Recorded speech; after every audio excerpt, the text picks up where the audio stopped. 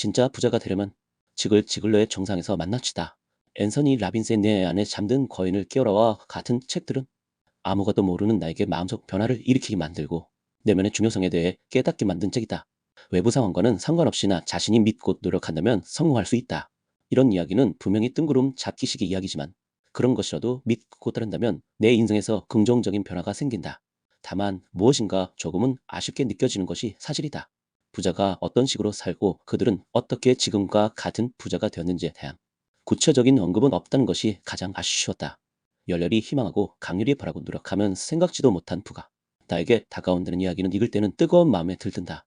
불행히도 며칠 지나지 않아 봄날 얼음보다 더 빨리 녹아 내 마음에서 빠져나가고 말았다. 잊지 않고 내 마음을 다스리기 위해 성공학 책들을 읽고 또 읽는다. 우리는 부자에 대해 환상을 갖고 있다. 비싼 차를 몰고 다니고 고가의 명품 옷을 입고 다니며 멋진 장소에서 식사를 한다. 아무런 부담도 없이 사고 싶은 것을 척척 살 수 있는 능력자로 말이다. 이러한 환상은 대부분 영화나 드라마에서 묘사된 부자의 아들, 딸들이거나 부자의 손자, 소녀들이다. 그런 영화나 드라마에서도 정작 부자로 나오는 아빠는 돈 쓰는 모습이 거의 나오지 않는다. 사고 싶은 것을 살 수 있는 능력이 있어도 사지 않는 것과 살 수 없기 때문에 사지 않는 것은 엄청난 차이가 있다. 얼핏 봐서는 이 둘은 전혀 차이가 나지 않지만 이들의 삶과 생활 태도에서 큰 차이를 보인다. 전자는 자신의 겉모습과 상관없이 늘 당당하고 자신 있는 태도를 보이지만 후자는 남들에게 보여지는 모습에 신경 쓰여 자신을 가꾸려 한다. 삶의 태도에서도 당당하지 못하고 오히려 남들의 눈치를 본다.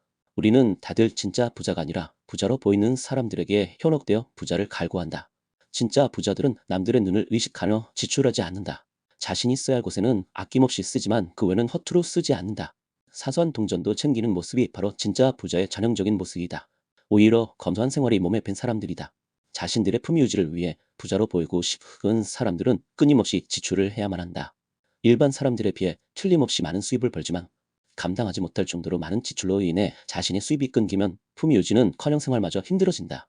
이보다 더 힘든 것은 자신들이 세웠다고 착각한 인간관계를 포함한 제국 아닌 제국이 사상누각이라는 표현만큼 급격히 사라지고 만다는 것이다. 부자를 두 유형으로 나눈다면 전문가 부자와 사업가 부자로 나눌 수 있다.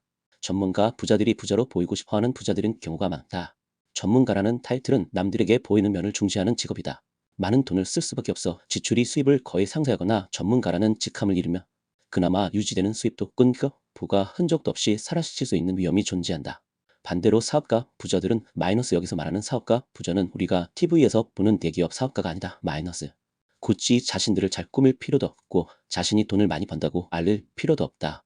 오히려 그러한 춤은 긍정적인 작용은 못하고 인간관계를 귀찮고 어렵게 만들어 굳이 밝히지 않는다. 아주 평범한 사람들 속에서 같이 부대끼며 산다. 그렇기 때문에 당장 일을 하지 않아도 먹고 사는데 지장 없는 부를 형성하고 있다.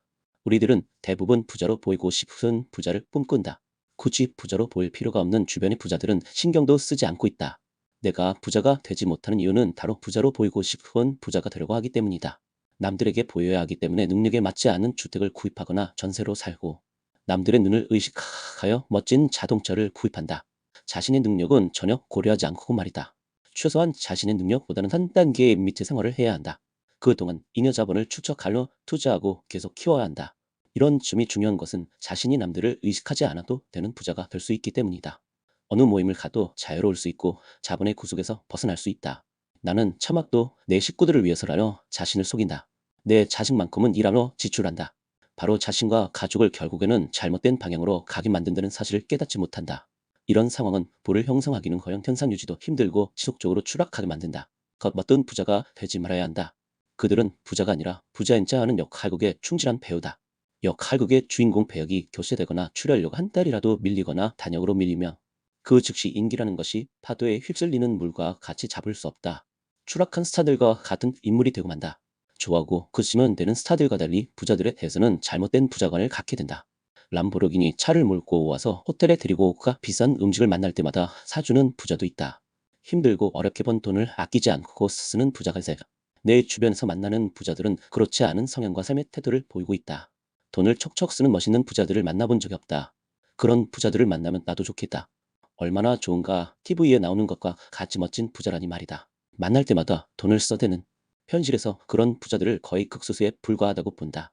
아마도 내가 만나볼 수도 없을 것 같고 말이다. 그런 부자들과 만날 수 있는 동선이랑은 많이 다를 것 같고, 그런 부자들을 만나면 같은 정도의 지출을 해야 한다는 점에서 만나는 것이 오히려 부담스럽지 않을까. TV에서나 보면서 멋지다고 하는 정도가 딱 좋을 것 같다. 돈을 많이 버는 것은 중요하다. 많이 벌면 그만큼 더 유리하기 때문이다. 하지만 그보다 더 중요한 것은 수입보다 지출을 잘 조절해서 많은 부분을 저축하고 투자하고 자본을 늘리고 자산을 키워야 하는 것이다. 부자라고 하는 사람들은 하나같이 자신이 자산을 키우기 위해 많은 노력을 한다. 시간이 많이 남아 그럴 수 있는 것이 아니다. 자신의 자산을 자신 스스로 지키고 키워야만 하기 때문이다. 자산은 줄 수도 있고 물 수도 있지만 그 경험과 지식은 절대로 사라지지 않고 남는다.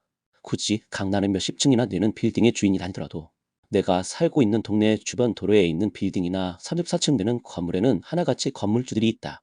바로 이런 건물의 주인들이 바로 옆집에 사는 부자, 아저씨, 아줌마인지도 모른다.